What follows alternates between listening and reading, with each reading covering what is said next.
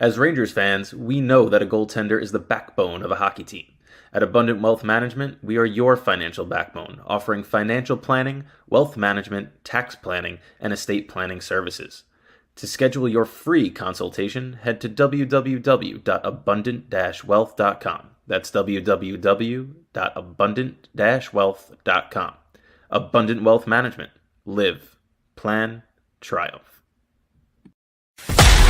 You're listening to Rangers Radio, your home for end-to-end coverage of the New York Rangers.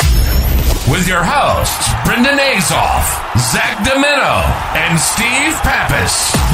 Blue Shirts fans, the puck drops now. What's up, everybody? It is Thursday, which means it's Rangers Radio Day. I'm Brendan. With me, as always, Steven and Zook. How you boys doing, my guys? It's a fun start to the season, huh? I like that we're starting with the stats page because there's a lot of goals being scored. There's a lot of goals being scored. There's a lot of saves being made from the Rangers' perspective. I know they got a big one tonight in the grand scheme of things, right? Like it's a rematch of the Eastern Conference Finals of last year. You know, we should have fun. I don't take too much stock in this game, please. For the love of God, it's October. You already know I will be. It's October. Yeah, yeah. And it's the reason why I bring up the stats page is because I know, Brendan, you said a lot of times last year you would look at the season in 5-game samples. So, especially early in the season, you got a lot of wacky things happen in individual games here or there. But through 6 games, I feel like this is really a good time going into tonight's test to really look at how this team's been playing. You can't say, oh, it's been 1 game or a game and a half or 2 games. 6 games really settles us into who's going to be performing for this team. And when you look at the list, I know a lot of guys we expected. Is there anyone that just sticks out to you guys as potentially could be one of the reasons why we're sitting here without a regulation loss? Well, I mean, I'm not going to say one guy. I'm going to say the third line. If Edel can stay healthy, man, it's what we expected last year, right? And he got off to that start. He didn't score in the first 7 or 8 games, but he had like 7 or 8 assists. He was playing with Panarin at that point and Lafreniere. And we were like, okay, this is the breakout year. And then obviously we know how that script unfolded. But now that he's healthy over the course of the first 6 games, that line as a whole, they're outscoring opponents 7-0 at 5-on-5. They're dominating play. Steven, I know you've been harping on that online too. It's fun to watch. I'm trying to send Zook something. I can't because I don't know. Do you have Evolving Hockey at all, Zook? Yeah, I do. Because I get charged every month. I just forget my username and password. All right. I don't know. I don't exactly know how to share my screen, but I'm going to try and describe it as best as I can. The Rangers have been shit kicking every team that they've played so far this year. And, they haven't necessarily been playing the greatest competition. Like Montreal is supposed to be all right. Pittsburgh's not great. There's room for improvement here. And I think this is why we talk about tonight being a measuring stick game, because it is Florida. It's a team that knocked you out last year. It's the reigning Stanley Cup champions. There's a lot of hype going into this game. Obviously, they played well against Toronto for 2.5 periods, and then they kind of got their face caved in the third, and Shesterkin came in and saved the day, and they got those 2 empty netters. But the Rangers this year at 5-on-5, what's the biggest gripe that we've had about this team for the last couple of years? They don't score at 5-on-5. They don't generate enough chances at 5-on-5. They're kind of mediocre at 5-on-5. They get a lot of their goals on the power play. Okay. They got off their goals in the power play. Go to the team charts section, and then the metric would be expected goals. And then get the team charts. Go to charts. Holy shit! Go to charts. We're teaching Zook how to use a computer for the first time. Yeah, I used this so much. I used this so much last year. You're in the wrong spot. Go to charts. It's one of those team charts. There you go. And then the metric webinar. Metric to expected goals. That top drop down. Yeah. There you go. Expected goals. Oh, holy shit! Look at that. Look, that's like unbelievable. It's unbelievable. Look at the Rangers. You never see the Rangers with this. Like any analytics stat, we're normally on the other end, and for like actual production, we're here. And it's scary when both line up for a Rangers team. Like you never are the Rangers formula coming in, and we say it, and everybody says it, is just tread water at 5-on-5 and tread water at the analytics and be average because you know what you're going to get from goalie and special teams. If they're good at the analytics and good at 5-on-5, I was thinking about what was like my main takeaway going to be from this episode, and this kind of just supports what I was going to say. My take today is that if the Rangers stay healthy, the Rangers are the best team in hockey. Obviously, other teams, including us, are going to make additions. But if all teams are what they are, and right now, and that's what they are throughout the season and into the playoffs, the Rangers are the most complete and the best hockey team. And it starts with who Brendan said, the third line, and most specifically, Philip Hedl. Just having those three guys, Trocheck, Mika, and Hedl down the middle is such an advantage because one of them every night is going to get a ginormous mismatch. And based on whose skills and what line kind of goes up best against that, we've seen Laviolette put that matchup for different centers. So having three interchangeable guys that you feel can honestly give you 1C minutes, and Laviolette feels that way, we're the best team in hockey right now. And this is another of the probably thousands of pieces of analytics we can tell you again from 6 games that proves that.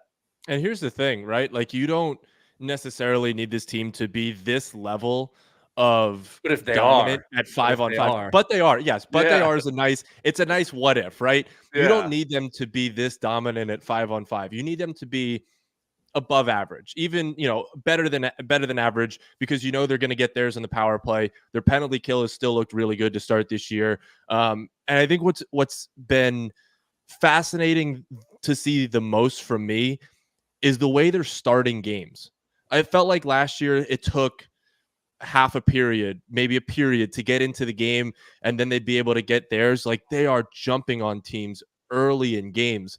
I mean, even in the games that they lost, the one game that they lost, I say games, they've only lost one in overtime. Yeah. They still started fast, offensively at least. You score 4 against Montreal a couple nights ago, and you really are able to kind of pack it in, and then you're able to play, which they didn't even do. They still go out and score 7 on the night. They get 3, I believe, in the third period, or 2 in the third and 1 in the second. Like, this is a team that, like, at the moment feels like everything they're doing is correct. From the top line, or what you want to call the top line, what's listed as a top line, you're getting 5-on-5 scoring from Zibanejad. Yeah. I'm not going to go into a Zibanejad rant this week because the numbers will speak for itself. I don't have to. Yeah. There are plenty of people, there are plenty of people that are going to argue it because people are stupid, but he's played out of his mind to start the year. This Hedl, Cooley, Kakko line has been unbelievable. And the biggest thing that we'll talk about, and I know a lot of people talk about with this line, it's expected goals. They're getting their chances, but they're not scoring. They're scoring this year. Yeah. Through 5 games, they're scoring. And that makes, and the second line is obviously doing what they normally do. There's no, shock in that regard. You have Panarin is one of the top scorers in the National Hockey League, if not the top scorer in the National Hockey League. Trocheck's looking good, and Alexis Lafreniere is playing out of his mind to start the year. Like, these are 3 lines that are really good, and then you get a 4th line that is productive every now and then. I believe Sam Carrick had an assist again in the Montreal game. Like, he's getting good. He's played production from top to bottom, and we're just talking the forward group, right? Like, Victor Mancini plays. He's been playing well. He got a point in that Montreal game. Yep. Trouba is playing halfway decent. Fox is Adam Fox. Ryan Lindgren came back from a jaw surgery. Holy shit! Like, obviously, and was able to play well. Zach Jones, who's now sitting, was playing well. We'll get into that because I would like to see Zach Jones get a little bit more opportunity. The Rangers waiving Chad Ruedel today, so that is something we'll see. I would be shocked if no other team picks him up, looking at like Seattle, who's decimated on defense at the moment. But this is a team that is 4 lines, 3 pairs, and a goaltender that 6 games into the year is clicking on all cylinders. And again, it's October. I don't want to fully overreact, even though it sounds like I am. But I said it at the start of the year, before we played any games, before any games were played this year, there's no reason this team on paper couldn't win the division again, couldn't contend for an Eastern Conference again, couldn't contend for the Stanley Cup, and couldn't contend for the President's Trophy. And right now they look as good as I've ever seen a New York Rangers team look. Yeah, they look poised to do it. I will say it's only 7% way through the season, so I think we have to temper our expectations a little bit. But it'd be so Rangers for us to say, look, there's nothing that they can do during the regular season because they're running it back, like we're all ready for the playoffs, and then them to just like not lose a game. Like I think you can show a lot. It's like crazy. It'd be so Rangers just to be like, oh, you can't do anything. 20-game non-losing in regulation streak to start the season, and it would be just very, very Rangers to do something when no one expects them to. It is. And, we got Matt in the comments, and we appreciate you joining us, Matt. And you talked about the defense, and I agree that I think there are phases of their game defensively that they go through where it's like, oh, man, they're getting hemmed in. But then I also look at the game I look at a game like Montreal, right? And they're up 4-0. So naturally, your mind is going to start to gravitate. All right, let's get 5, let's get 6. And the defensive game kind of takes a step aside. And as soon as Montreal got one, they put the pedal back on the gas, and it was over. And there's a lot to like. And you mentioned the 5-on-5 numbers. I saw Steven Valiquette put up today. They have 28 expected goals this year. They have 28 goals scored. So every time they get a chance, they're converting it. You know that that's going to stop at some point. You're not going to score 5.17 goals per game, which is what they're averaging through 6. But all they need to do, and we've seen this the last 2 years, you score 4, they win automatically. That's how good Shesterkin is. So they're on that pace. And you go through the stats. Obviously, we know they're 5-0-1, but you mentioned their power play 6th in the NHL, their penalty kills 6th in the NHL. They're giving up only 2 goals a game, which is 4th, and they have 10 players already with 5 or more points. So it's not just, what we've seen the last year with Panarin, Lafreniere, and Trocheck leading the way. They got all 4 lines contributing every single night. And it really doesn't matter who's in. But I think that the group that we saw against Montreal is their best offensive group in terms of puck movement, puck possession, speed, skating. And it really is something to be said about how much faster they look when Rempe's not playing. And a lot of that is not necessarily just Matt Rempe. A lot of that is the fact that they actually trust that 4th line with Brodzinski, Carrick, and Edstrom, and they're allowing them to play, and it saves everybody minutes. And it really, really shows. But tonight it's a much different test. Florida just got smacked around last game at home. They're not going to come into MSG and roll over. They're missing Barkov, which is a massive piece, but it's still something where tonight's that measuring stick game. They beat Toronto. Now they've had a soft schedule outside of that. Let's make a statement again tonight and see what they have against Florida. Yeah, and let's go back to that Toronto game very quickly because we talked about it privately in the chat. Yeah. Like they were the better team in that game. The third period, in my eyes, was a matchup issue of Craig Berube lining up the Austin Matthews line with the Trocheck, Panarin, and Lafreniere line, which without argument is the worst defensive line that the team has. And in Toronto, they're able to do that. And it seemed like every chance that Toronto had in that game was Austin Matthews because they were matched up with that line. 14 shots. Oh, yeah. That's insane. I feel like they played a very solid road game against a very good opponent who sort of has the same expectations that the Rangers do this year. It's, the regular season's nice, but what are you going to do for me come postseason time? And I think this is the first, this is the first season I can say confidently where I've gone into the regular season as saying, it doesn't matter. Just get in and be able to win. Because you're not going to get judged if you win a President's Trophy for the 2nd year in a row. You're not going to get judged based off what you do in the regular season. At least this group is not. It's going to be what happens in April, what happens in May, and hopefully what happens in June that will define what this team is. But that being said, through the 6 games that we've had to take a look at and have had samples from, if you get 5-on-5 play, because it's not like the power play or penalty kill has been taken a step back from last year. They haven't, lost that at the moment. They still look incredible. A man up, they're snapping it around. They get shots, they get retrievals, which is the most important part. Because you can get shots off a power play, but if you are able to get second and third opportunities without leaving the zone, then you get tired penalty killers out there. And I think that's what makes them so good on the power play is that you have guys like Mika and Kreider that are these bigger body guys that go in, get the puck, get it back to the point, and then they reset. The penalty kills looked incredible, but the 5-on-5 play is why most Ranger fans, there's still going to be those negative ones, are so excited about what they've seen through 6 games. How pretty was that second unit's power play goal? Oh, against yeah. Montreal? Oh, yeah. Unbelievable. Oh, man. Oh, yeah. 18 seconds left. You're looking at it. You're like, all right, second unit's out. This is usually when it fizzles out. And Philip Beadle goes all the way back, strips the puck, comes down, tic-tac-toe, back of the net. And I'm like, that's how you know it's a little bit different. Because they were putting out that second unit last year, and it was just, okay, kill the final 15, 20 seconds of the power play, and let's get back to even strength with the lines together. And Riley Smith, I think, very quietly has filled the void. And it's not just gaudy offensive numbers. I know when you think of first line right wing, you want to see 80 points, but he's played the 200-foot game that they haven't necessarily had, and he's able to still score. I mean, I think we've severely underrated these right winger rental guys that we've put next to them. Like Riley Smith may be significantly better than is significantly better than the Jack Roslovics and some of these other guys that we were hoping. Like, this is what a competent, maybe not one right wing, but top 6 right wing looks next to 2 really other good NHL players, and Mika and Kreider.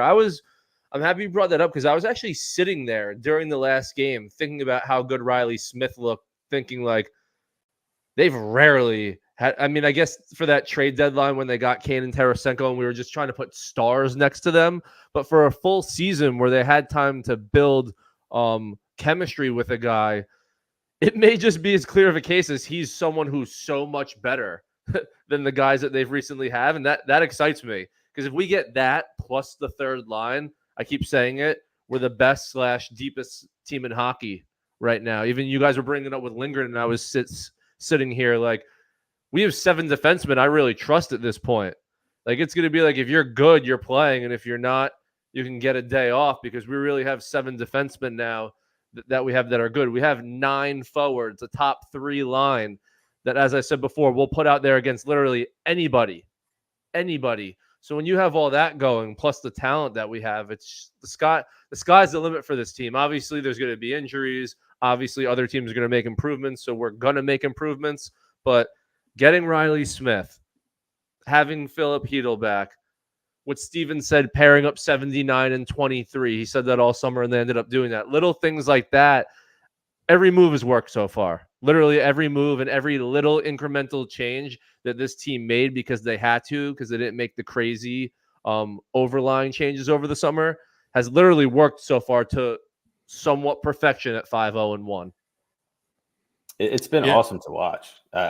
It's a plus 19 goal differential in 6 games. That's absurd. crazy. It's absurd. Their offense is right now, and obviously, like we mentioned, it's not going to sustain, because if it did, then you could just give them the cup now. But it's not going to sustain at 5 goals a game.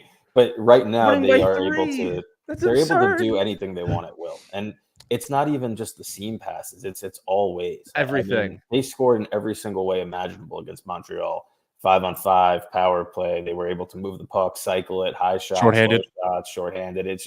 It was beautiful. Because how much does the fourth line play? 7 minutes? But the fourth line with Edstrom, Carrick, and Brodzinski is there. Brodzinski is a 25-plus goal scorer in the AHL. We know he can shoot the puck. Edstrom is somebody that's in a similar boat in terms of AHL production, and he has the skill and the size to play. And Carrick's been very, very reliable down the middle. Now, the question I did want to ask you guys, and I had it written down before the show started, how does VC get back in this lineup? That's a great question. He's That's good. A really great question. He's good, though. I think what you're getting from Brodzinski, you're just going to get a better version of that from VC, so we see it. If you're playing a high-caliber team offensively, you go with VC instead of Brodzinski to solidify defensive side of the puck. If you're playing a team that you should be able to score against and doesn't have as much star power offensively, you go with Brodzinski to add more scoring. But that's the only person I could see. Now, it's the Rangers, so Edstrom would likely be the guy that winds up coming out. But Edstrom just brings an element that nobody else on the team could bring. He's the same height as Rempe, same size. We've seen the physicality from him. But the forechecking that he brings with the skill that he possesses at his size, he actually can depossess a defensive player with the puck and then make a play out of it. We saw the icing that he beat out, made that pass right to the front. There was another play where he hit the post. He's involved. And it's a hard guy to take out of the lineup. Yeah, that's true. Here's my question with Jimmy VC, though, is I feel like the reason you put him in the lineup is penalty kill as well. Yeah. You know, the Rangers' penalty kill at the moment is Trocheck, Riley Smith as a second pairing, then Zibanejad, Kreider as a third pairing. Usually, you probably don't have a third penalty kill line. do you put VC in over Riley Smith at that second penalty kill? Because at that point, he's just a fourth liner. I think a lot of what makes VC as good as he is and as valuable as he is, he's a dog on the penalty kill. Did he kill with Trocheck last year?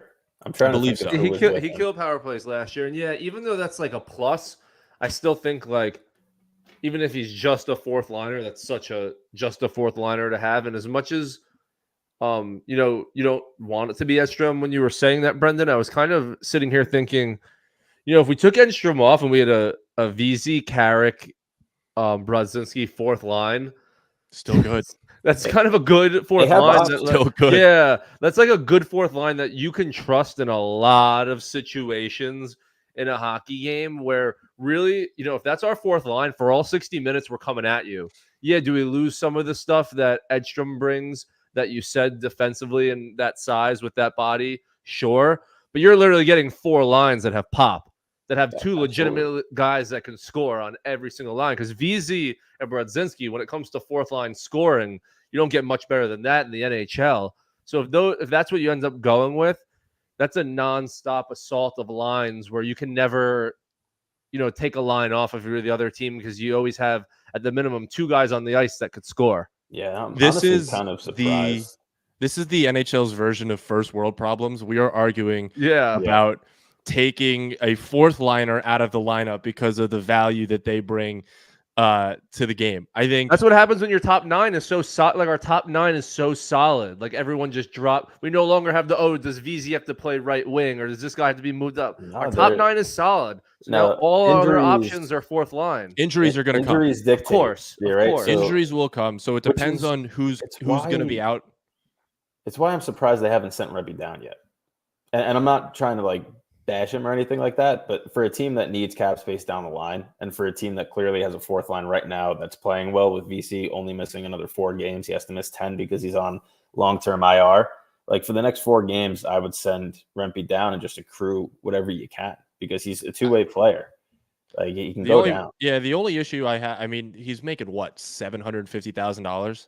820. He's making $820. Because they're carrying so many with the injury to Lindgren. That's why they waived Ruedel, because they've been carrying the max for a team that only had about $1 million and change. It's I would just try to accrue what you can, because then we get to the deadline, and they did this last year where they're holding out players or paper transactions, sending them down. Why not just do it right now? Yeah, I agree. Let him play too. Just to get him games. Just let him games. Yeah. Why is he sitting in a press box and not being used? He's only 22 years old. Let the guy actually get game time. Yeah, it doesn't, because he's at the minimum nowhere near a finished product. So he definitely needs to be playing. And he showed this offseason. He's willing to work. I think we're kind of caught up in the Edstrom thing, but Rempe's stride looks a lot better in the games that he played. So let him keep skating. Yeah, he needs to work. He definitely needs to work, and going down, I think, would do him wonders. Plus, I just think that we're slow. When VZ comes back, those 4 you are clearly better than Rempe. Yeah, exactly. Exactly. Especially when 4, I think, we can all admit at this point, are probably a tier up from who Rempe is and what he brings in terms of actual hockey skill. All right, you take a look at tonight's game against Florida. What, when you come out of tonight's game, what would you deem success? Not just a win or a loss, but if you watch this game, and what do you see that you'll take away and be all right, that was a great game? There's two aspects for me, and it all goes back to the series last year. The first is going to be being able to continue their offensive push, and I don't mean scoring 5 goals again, but I think when you look at how the Rangers played against Florida last year, there were games where they were able to score, there were games where they were able to create, and then there were games, especially later in the series, where they got shut down. So I want to make sure that they are against a team like the Panthers that have that postseason pedigree, able to continue to do what they're doing offensively, and they don't just shy away to the perimeter. The other side is defensively. I don't want to see the Florida big name score, right? They're missing Barkov, so you should be able to key in on the Reinhardts, the Verhaeghes, the Kachucks. Try to limit them. And let's see if the 2 goals against what they're yielding through 6 is what they can yield tonight. Because to me, that's going to be the biggest question mark all season long, is how good defensively are they against the top teams? How many high danger chances are they giving up versus Florida as in comparison to the Detroits, right? So I need to see more consistency defensively tonight than I have through the first 6, but we're really nitpicking here. Yeah. No, and here's the thing, like, you're obviously not going to get the same defensive matchups that you would get in like a postseason series. Yeah. It's game 7 of the regular season. It's not that important in the grand scheme of things. Barkov being out is huge for that top line, right? Like, even not just the top line, but also for the Panarin line, because he's a guy that can single-handedly change a game, whether he scores or not. He will keep your top guys off the scoreboard. There are guys around him that are also that play well, but he is the main driver of that top line defensively. Without him in the lineup, maybe look for a Zibanejad, Kreider, Smith to have a good game. I would, the Panarin, Trocheck, Laughlin is always going to have a good game most of the time. So without Barkov in the lineup, that's a huge piece. I'm just looking forward to how the Rangers respond to the forecheck. And is it going to be the same as a playoff series? Again, no. I think not temper your expectations of what this game is going to be, but you're not going to see what you saw in June. You're not going to see the same intensity, the same physicality, the same willingness to forecheck at all costs for Florida. At least I don't think you would. Paul Maurice obviously might be hammering the same message that you got pumped the last game, and now, hey, this is the team that wants their lick back on you from last year. You might get a playoff style game tonight, but it's game 7 of the regular season. But that was the big thing that we talked about at the end of last year. It was they got crushed by the forecheck. They didn't move the puck quick enough. They didn't know what they were doing with the puck when they were trying to move it. They couldn't exit the zone properly. They were flipping to nobody. It'd be very interesting to see how the Rangers respond to the pressure that they're going to get from Florida tonight, albeit probably a little bit less than you would in a playoff series. Yeah, I just generally want to feel good, as we felt like the other 6 games, and it's kind of like a cop-out answer, but it's also an answer that everyone kind of knows exactly what I'm saying. Obviously, not getting blown out is probably the way to quantify that. But honestly, we all know it's just looking at this team, and we felt the same way basically after most, if not all, of these 6 games. It's just feeling that way tonight. If that causes us to win by 1, lose by 1, win by 2, lose by 2 because of an empty netter, just if we have the general feeling of, wow, this team at least played the first 6 games that people said were maybe not against the toughest competition the same way that we're playing against maybe our toughest competition. That's all you want to see. And I think we're gonna, for a lot of reasons that you guys even brought up, just because I think this is a bigger game for us, than them. Game 7, we want to beat them. We know they knocked us out. We know what people were saying about them and their style of play versus us, and how it kind of made us sink toward the end of last year and trapped us in our zone. So I think this game is very big for us. I think we're going to almost count it as a prove-it game, and I'd be shocked if we didn't feel good coming out of this game. Not saying we're going to win again, but I think the Rangers are going to show up and play tonight, definitely. That's the only way I'll feel good. This has been a core that gets up for the big game, especially in the regular season. So. Very much so. I think you very rarely see this team, when they have a measuring stick game like this one, get blown out of the water. And that's just because they're good. They're a good group of guys that we've seen for the last 3 years that are able to be at the top echelon of the National Hockey League. Devils game 7 is really the only one of this core's entire time where people were genuinely like... Postseason is different because they've had their fair share of sleepers in the postseason. Regular season, they're usually competitive. But they've also had their series. They've had their fair share of stinkers in the playoffs. They've also had their fair share of just, gutty game 6 wins last year. Like when you're in the playoffs, incredible wins. When you're in the playoffs as much as the Rangers and not winning the Stanley Cup, you're probably going to be on the head of both sides of that list, right? Yeah, absolutely. But very rarely, I can't remember a time where this team gets blown out of the water by anybody in the regular season. Rarely. You're going to get it here and there. If you have an off night, every team does. But it seems like these big games where, look at Toronto. Like, Toronto's had a great start to the year as well. You go into their barn on Saturday night. What is it called? The Hockey Night in Canada. Yeah. And you shut them down for 2 periods. You go up 2-0. You give one up, and then you're able to kind of survive. Your goaltender is able to keep you in it, but your defense plays halfway decent, and then you're able to get 2 empty netters and win the game. Like you shut down a hostile Toronto crowd on Hockey Night in Canada. I feel like these are games that the Rangers have been able to get up for in the past. I mean, look at the game that they played last year against Florida in the regular season down the stretch, where they're still fighting for playoff positioning. And the shootout game, like it was back and forth. They go down in the third, they tie it, they go down again, they tie it immediately, send it to overtime. You know, there's chances in overtime, then win in the shootout. Like these are games where, you know, obviously everything is judged on postseason as it should.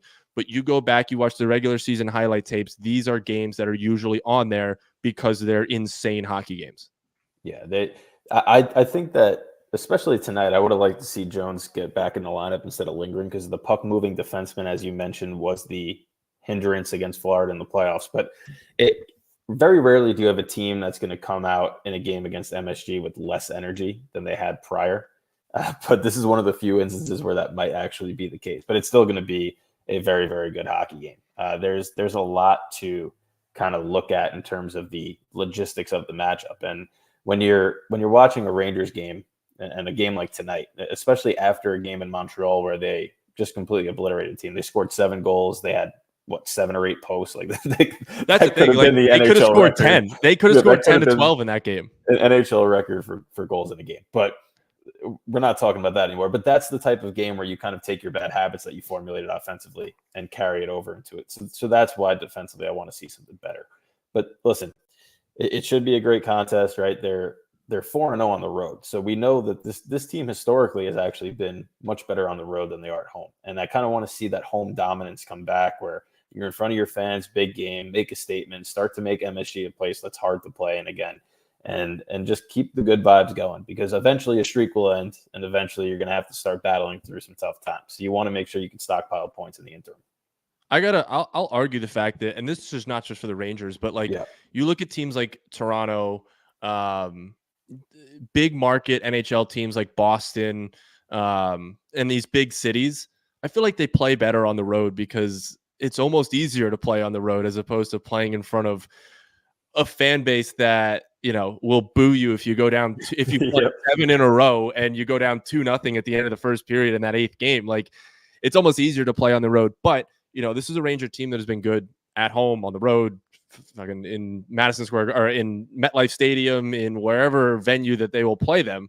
So I'm not, you know, saying it's a bad thing that they're playing this game at home. But, you know, I think the biggest takeaway for me tonight is not that you need to assert that you belong, because we know that, but you need to sort of kick out the habits and the issues that happened at the end of last year in this game. Like, I don't want to see them get hemmed in their own zone for 15, 20 minutes of the night. Like, I'm so past that at this point. Yeah. I want to see them dictate the pace of play. I want to see them dictate the offensive zone. I want to see them get out of the zone quickly, not turn the puck over at their blue line or even the red line. I feel like a lot of the issues that you get in, whether it be in the playoffs or in the regular season, come on turnovers at the red line, because everybody's going one way thinking that you're going to start the rush up ice, and then all of a sudden you got to hit the brakes and turn around. And with a team like Florida, that's where they capitalize on you, is when they get you, you know, off balance or even flat-footed, and capitalize off turnovers. And the Rangers do that to an extent as well. But I mean, just look at these first 7 games, 6 games of the year, and look at some of the games that they have after this, right? Like Anaheim at home, Washington, Ottawa, the Island. That Washington one. I'm excited for that Washington one. Yeah, I'm excited for that Washington one as much as I'm excited for Florida. When I was looking at the schedule before tonight's episode, at Washington, I want to see how we look in that game. I want to see how I think a little bit of what we're going to give to Florida tonight, Washington wants to give to us. Plus, they're just a much better team than what we saw in that series. That's a good game for us. But Brendan, I'm with you. There's a chance, because I think Steven said it last episode, like 75% of teams at like Thanksgiving make the playoffs. Like, this schedule just sets up for us that for that higher than to hold. It's 75% of the teams that are in a postseason spot come Thanksgiving wind up making the playoffs. And we're going to be like, this schedule is basically setting up for us we're going to be in a playoff spot, maybe in the President Trophy spot, knock on wood, on Thanksgiving. Like that, if that stat holds true, we're looking pretty good right now. It's funny Dude, that even you're after talking about Buffalo, that. right? Like they play Detroit again on the road. They play a good Winnipeg team at home. They play San Jose, then they go out west. So like if you look to November 14th, right? Like every game on this schedule is a winnable one. And it should be. Like you're one of the best teams in the league. Every game should be a winnable one. Of course. But, I'm very interested to see the back end of this schedule. Who the hell the Rangers are going to run into in March and April? Tough. Yeah, I can tell you that they do finish tough because I got like my wife's family like splits a package, so we like a season ticket package, so we get 5 of the games, and all my games are in 2025. So like I all the games I picked are in the back half of the schedule, so I think it really picks up a decent amount in the back half, but. It's also, like by the way, any get other 2 sport. weeks off. You get 2 weeks off in February for 4 You see those jerseys? You see those jerseys today? I don't understand why the USA though doesn't go with the color of the flag. Dude, I was thinking about that as well. Like, I was thinking about I love the royal blue color. Now you can call me biased because I'm a Rangers fan. You can look at the backdrop of our show and you can tell that I like the royal blue color.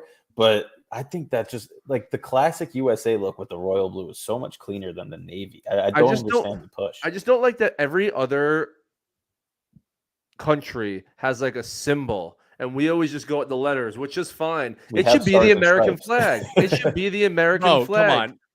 If there's a country that can just be, personified by 3 letters, it's the United States. Sick. No, I know, but like it looks cool. Yeah, like the Sweden one looked badass. Like just having something other than letters just looks great for a jersey. But Brendan, I'm with you. The blue's so nice. I was thinking about it today. And I guess before I give my take, I'll ask you guys, and then we can close out with the Rangers' upcoming schedule. But how big are you guys going to get into like this, whatever they're calling it, 4 nations thing? Because I'm big into the Olympics.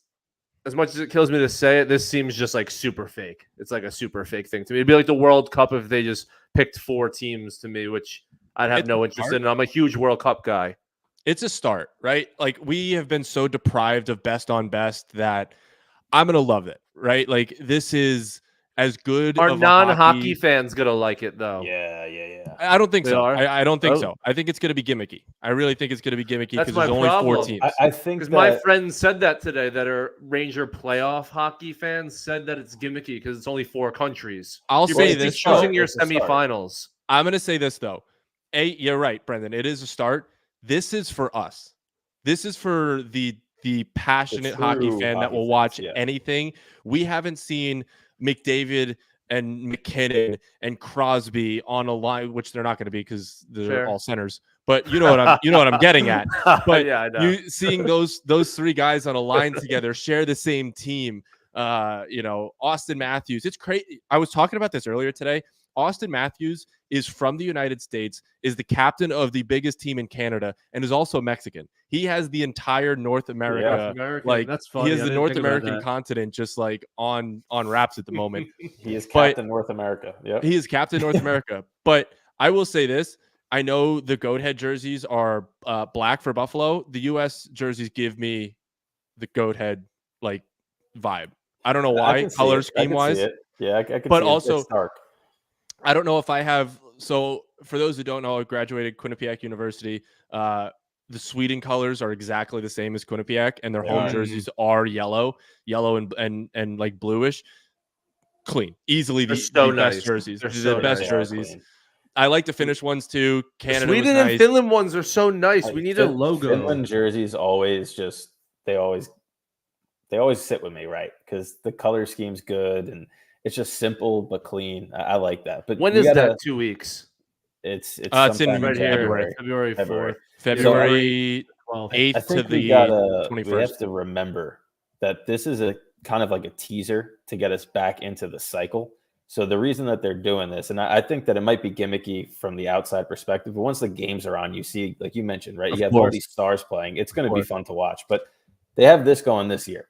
Then you have the Olympics next year, and then in 2028 we're returning to the World Cup of Hockey, which I don't know what that's going to entail. But if they have a Team North America like they did, It's got to be 2016 at this point. I mean, how fun was that to watch? Or 20? Dude, yeah, it might have been 2016. As bad as it was to see Lundqvist get diced up in that game, it was just great that games. North Every American game. team was amazing. It was awesome. I mean, think of that. If you pull up that roster right now of who was 25 and under on that team, and then look at where their careers are today. What roster you want me to pull up? Team North America from the World Cup of Hockey. I'm saying what year? Do you remember the year? It's the only one that's ever had it because they never did that before. But we're getting back onto the cycle because everyone's been so depraved of it that they're now like, okay, we'll give you this 4-team tournament and then work out the logistics after the Olympics to get on that 4-year cycle. So hopefully it goes 26 Olympics, 28 World Cup, 2030 Olympics, and so on and so forth. And we could have this every 2 years. Is that up there? All right. I don't know if can you just see says this is just US. All right, I got you. Hang on, I got you. So I'm gonna read through the names, right? Defensemen are Aaron Ekblad, Shane Gostisbehere, Seth Jones, Ryan Murray, Colton Parayko, Morgan Riley, and Jacob Trouba. LOL. Forwards. Sean Couturier was on that team. Sean Couturier, Jonathan Drouin, Jack Eichel, Johnny Gaudreau, Dylan Larkin, McKinnon, Matthews, McDavid, JT Miller, Ryan Nugent-Hopkins, Brandon Saad, LOL, Mark Scheifele, and Vincent Trocheck. So and your goalies were John Gibson, Hellebuck, and Matt Murray when Matt Murray was good. It's Trocheck's going to be on the U.S. team. I was reading. Okay, so I'm glad you said that. And he's a good 4C. I'm going to say something now. I've seen all these projections, and Trocheck I think might actually be a good sneaky pick for Team USA. A great sneaky pick. How the heck is Kreider not on any of these? I saw that. I think he ends up I still think there's a better chance Kreider makes it than Trocheck just because of who he is. But I think we're all in agreement, and even my friends that aren't Rangers fans were saying that Trocheck would be a sneaky, really good play for a 4C in something like this. But when in you something think like about this, an international tournament, what Kreider brings to a net. 100%. Power play, yeah. 100%. Based on the Olympic committee, I think Kreider's going to get a spot on the U.S. Olympic team because of how long he's been in the league. He hasn't had that opportunity before. So I think he gets it for the Olympics. For 4 nations, you never really know. But there is a chance that you could have, because we know Fox is on the team already. So there's a chance you could have 3 Rangers there. You have Mika competing for Sweden. I'm trying to think. I think that might be all because obviously the projections stars are Russian. Hey, can I ESPN? Can I bring this back to Rangers really quickly? Well, I know we are talking about Rangers, but specifically Rangers hockey. I just saw a tweet. I don't know how to say your last name, but Nick Zarias, if I know who you're talking about. Yeah. Put up a tweet earlier today. I want to give a shout out to. It's awesome. Keandre Miller, and it passed me on the back because I don't do that enough. Another one that could be on Team USA. Yeah, I don't do that enough. Keandre Miller this season with Adam Fox, 62% scoring chances in favor, 66% goals for in favor, 69% expected goals for in favor, 68% high danger chances in favor, on ice shooting percentage 7.5%, save percentage 933. And I don't even think Keandre Miller's playing at his best hockey, and he's still playing well. Yeah, I think that he has another gear to his game that we've seen, and those numbers are already like that. Yeah, so and think about it though, but this is he's just getting to start playing with Adam Fox. So that's you got to give it some time. Lindgren's back, and they didn't just automatically revert back to Lindgren Fox. Oh, no. I love that. I think that Laviolette's finally showing in his second year now. He's like, all right, I know what we need to do to change to get to that level of overcoming a Florida in the Stanley Cup playoffs, and I know what my best lines will be, and I no longer care about the whole friendship aspect. The only duo that's not touchable is Mika and Kreider because they must have some sort of leverage. But I mean, the fact that he's sticking with Miller and Fox, even though Lindgren's back, and the fact that he's not putting Lindgren with Trouba right away just to say, oh, Schneider, you're young. I like that. And I think that, we all chirp Trouba. Rock somebody clean against Montreal. He's actually played pretty well. Clean hit. Oh, yeah. Schneider has taken to the left side. He's actually done a pretty solid job. So you can't really complain. And we have 15 minutes until puck drop today. And, who knows? Maybe we'll be on X after the game complaining because that's how I am. But I'm also looking at this thing because I'm looking at Nick's Twitter now, and he reposted something from Mike Kelly who said there's 3 lines in the NHL with at least 5 goals for and 0 goals against at 5-on-5. Cooley, Hedel, and Kakko are one of the 3 lines with over 5 goals and 0 against 5-on-5. So it just shows you And they've played real minutes, so it's not like it's something where they've been put together for one game. This team is good. Every line's got something going for it. Every single line, every single pairing. Obviously, the goalies, Quick look good again. We're hoping for the same thing we got from him last year, but yeah, this team, there's a lot. We can just keep showing off stuff. Anything we show from these 6 games we've seen is just going to show that this team's really good. Yeah, as we put it up there right now, the lines for tonight. Lineup. Sorry, I beat you to it. Obviously nothing's changing. Nothing's changing in the forward group. Edstrom, Carrick, Brodzinski, I think is as obvious as they come, and then the top 9 is the top 9. Miller, Fox, Schneider, Trouba, Lindgren, Mancini. I mean, I think that's an experimental line, an experimental pairing. I'm very excited to see what that brings. I know a lot of people dog Trouba. I'm just so used to saying it at this point. A lot of people dog Lindgren. I will say I'm a Lindgren defender. I saw a lot of his He needed metrics. some defense in the last game. Yeah. I saw some of his metrics over the last year and 3 years specifically. It's not been great. Like, I think I value his grittiness and shot blocking ability probably a little bit too much to a fault. But, I'd be very interested to see he's not playing with Adam Fox, what this does to him, what this means for him if maybe you get a different Ryan Lindgren. I don't know. This could very well be, and I said it at the start of the year, the last year you see Ryan Lindgren in a Rangers uniform. So we're going to see with him playing bottom pair minutes if everybody's going to have the same opinion on him. And I think the same way that you judge players based off how much they make, you also judge players based off how much they play.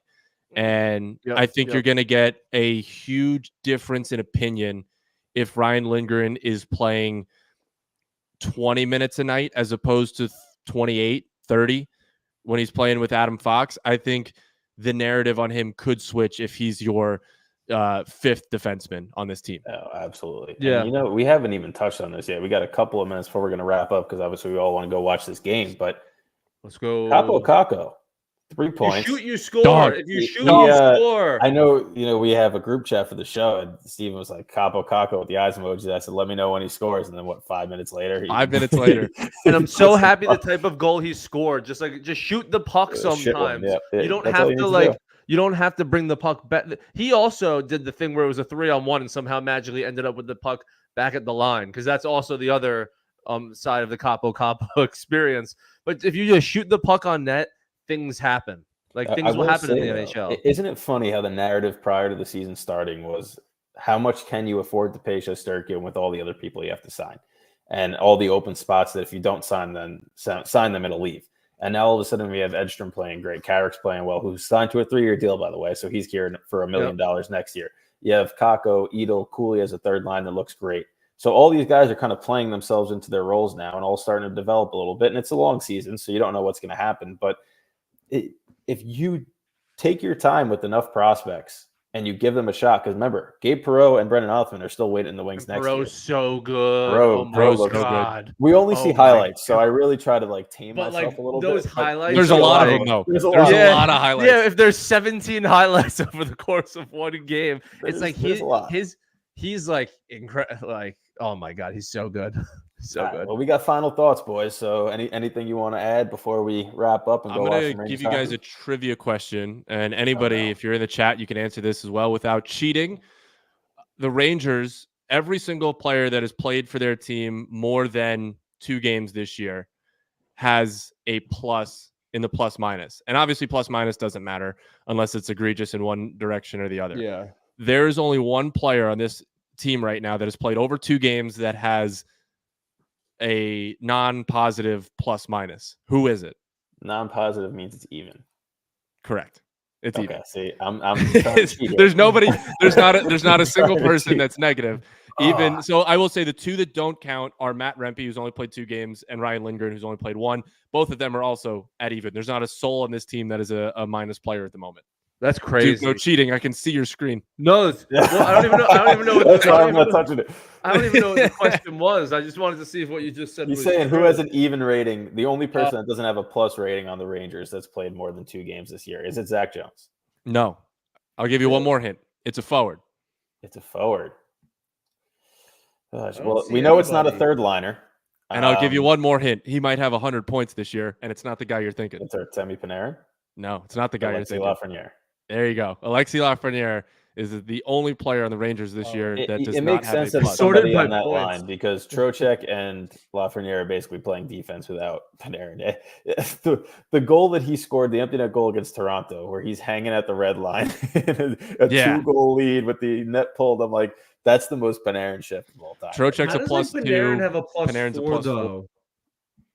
4. Panarin has a plus 4 because of the amount of goals that he's scoring. No, I'm saying, but how does he have a plus 4 and like Listen, you have he's got 13 points and is a plus 4. Think about it. 13 Panarin points and a plus 4 is not necessarily great.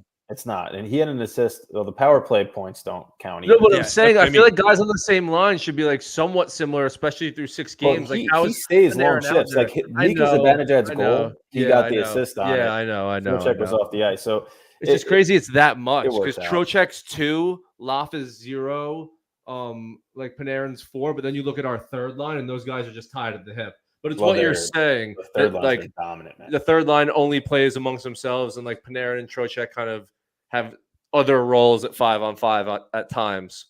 Yeah, By the way, there's also not a soul on this ice, on this team, that is playing over 22 minutes a night or 23 minutes. Which is great. Which is great. Everybody, that's how you have legs in October. Yeah, that's how you win. That's how you win. Yeah, I keep saying October. You say October. Man. The Yankees are still alive. I don't know. Yeah. Go Steelers. Go Steelers. No, Adam Fox playing 22 minutes is beautiful. Is absolutely beautiful. Yeah, like that's what you want to see. I was if saying, you keep all your forwards under 20. That's nice, and that's what the third line and fourth line does, and why you can't have Rempe playing 4 minutes. I was saying, like, you don't want your perception of Lindgren's going to change if he's playing 22 minutes as opposed to 28. He's never going to play 28 in this roster at the moment. He's barely going to play 22. He might play 15 minutes a night. He's going to play 15, and I agree with you on that standpoint. If he's literally playing half the minutes and he does his like balls to the walls, like shut down defense, and he's only got to do it for 15 minutes so he can get away with some of his other stuff. Yeah, I agree with you. And as a third line defenseman, you're realistically not going to do better than Ryan Lindgren in the NHL. Yeah, he gets a 1-game pass too. You haven't played hockey in a long time. Yeah, I don't think he played. And had a broken jaw. And I thought he was bad. I thought he was bad, but I also don't think it matters at all. You look at nothing after 1 game coming off injury. Honestly, if he's bad in this game, he's going to get like, what do we look? This is a 6-game sample size we gave everyone else. He gets 3 or 4 games. Again, what he has to realize is other people were playing well, so he's got to play well as well. As tough as he might be when it comes to the other areas of hockey, fighting is not his strong suit. No, that's a tough injury to take to get one. And he always does it because of how selfless he is. If you see somebody get hit, he jumps in, and I have never seen him want to fight. By the way, let's go through Florida's lines really quickly tonight. Top line: Losterrainen, Lundell, Reinhart, Verhaeghe, Bennett, Matt Tkachuk, Evan Rodriguez, Jesper Boquist, LOL. Mackie Samoskevich, that's a sort of Quinnipiac deep cut. His sister played women's hockey and coached women's hockey there, so I will be rooting for him outside of tonight. AJ Greer, Patrick Gillies. I'm not even going to try on that guy's last name or first name, to be honest with you. His first name has 2 consonants. Actually, that's a lie. U is a vowel. My bad. UVIS. Whoever wants to try that, go ahead. Deep pairing. Uvis. Oh, Lord. Gustav Forsling, Aaron Ekblad, Nico Mikkola, Dmitry Kulikov, Nate Schmidt, LOL, and Adam Boquist. All right. Now the Uvis dude, Sam Rosen's going to have to say his name tonight. Oh, no. That's must-watch TV. Must-watch TV. All right. Well, on that note, boys, we got a hockey game in 5 minutes. Rangers Panthers at MSG. Hopefully the good vibes can continue. And, it's much, much more enjoyable to do this show and everybody to listen to the show when things are going well. So we hope it continues that way. Do we get a prediction? Do we get our prediction before we got to finish it? We used to do this every single week. I did it with Steven when you weren't on. Okay, so it's just a me thing, I guess. We'll do a prediction. So I'll let you guys go first. So we got 3 games. We got Florida, we got Anaheim, and we got Washington before we meet next. Steven, what do you think our record is in those 3 games? Tonight, I'm going to say, why not continue the vibe of scoring 5 goals a night? Rangers 5-3 over the Florida Panthers, 4-3 with an empty netter. That's my thought. Anaheim, Washington, screw it. I'll give Washington a game. Why not? 2-1-0. I can't keep doing this 2-0-1 stuff that I did last time. 2-1-0. I think at some point they're going to lose in regulation. Maybe they don't, and that's great. But I think at some point Washington wants to get their lick back the same way the Rangers do. We'll give the Rangers a win against Anaheim at home, a loss in Washington, and then a win tonight. Brendan. All right. I'm going to say 4-2 empty net goal tonight. I think that the Rangers are going to come out with a little bit more. Without Barkov, I like the Rangers odds to limit their offense a little bit. So I'll say 4-2, 2 power play goals too. Let's get specific. I think they're going to trounce Anaheim. What's the time on ice of Adam Fox? 23-26. If that actually happens, I'm buying a lottery ticket. So somebody check watch it. out for me. Anaheim, they're going to trounce them 5-1. I just don't see how the way that they're playing right now that's even going to be a contest. Washington, that's a game where I kind of want to go where Steven's going because they can't win every night, right? And it's bothering me because that is a game that I think they win. I think that if there was a game that they would wind up losing at least 3, it would be Anaheim. Oh, I think if they win tonight, they lose to Washington. If they lose tonight, they beat Washington. Yeah, I agree. So I'm going to say 2-0-1. I'm going to keep the no regulation streak going because I want to, and it's a prediction. Because it's our show, we can do it. Exactly. I'm going 2-1-0, and I'm going with. I think we're all on the same page that they win tonight. I just think they're going to show up tonight, and then I'm kind of with if they beat Anaheim, they lose to Washington. But if they lose to Anaheim, I think they then go into Washington and beat them. Listen, if they win the next 2, every single 5 games, exactly. So even if appreciate 2-1, 2-1 gets us, what is that? 7-1-1. I'd be very happy with that. If we're here next week and the Rangers are 7-1-1. We pray for that every 9 games. We'll see who loses in regulation first: the Rangers, the Flames, or the Winnipeg Jets. Or even the Minnesota Wild too have not lost yet in regulation. So there's 4 teams without a regulation loss. The Winnipeg Jets are the only team without any sort of loss. Yeah. U.S. versus Canada. U.S. versus Canada. There we go. All right, boys. It's been fun. Let's go Rangers. Starts in a couple of minutes. See ya. Beat Florida.